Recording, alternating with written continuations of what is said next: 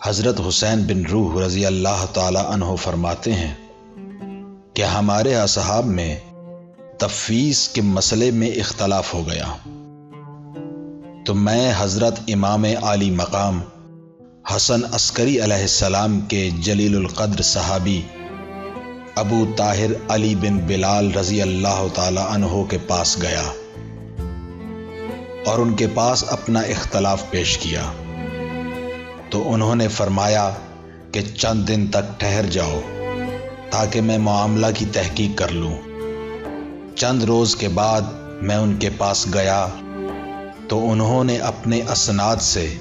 حضرت امام جعفر صادق علیہ السلام کی ایک حدیث بیان فرمائی۔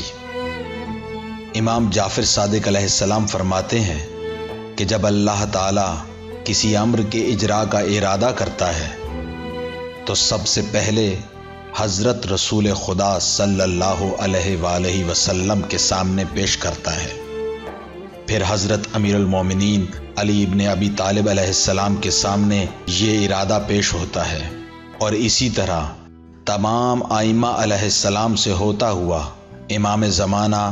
ولی عصر اجل اللہ تعالی کے سامنے پیش کیا جاتا ہے اور پھر دنیا میں نافذ کیا جاتا ہے۔ اور جب ملائکہ چاہتے ہیں کہ کسی عمل کو خداوند عالم کے حضور پیش کریں تو سب سے پہلے امام زمانہ ولی عصر اجل اللہ تعالی فرجہ کے حضور پیش کیا جاتا ہے،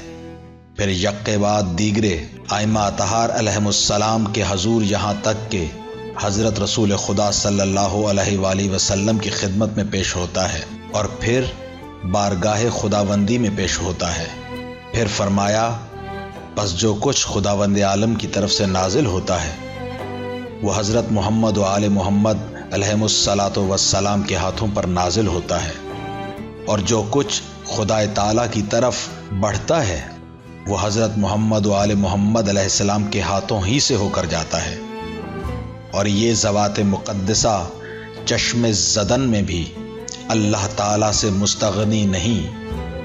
یعنی کوئی ایک لمحہ بھی ایسا تصور نہیں کیا جا سکتا جب یہ ہستیاں خدا تعالیٰ کی حاجت مند نہ ہوں۔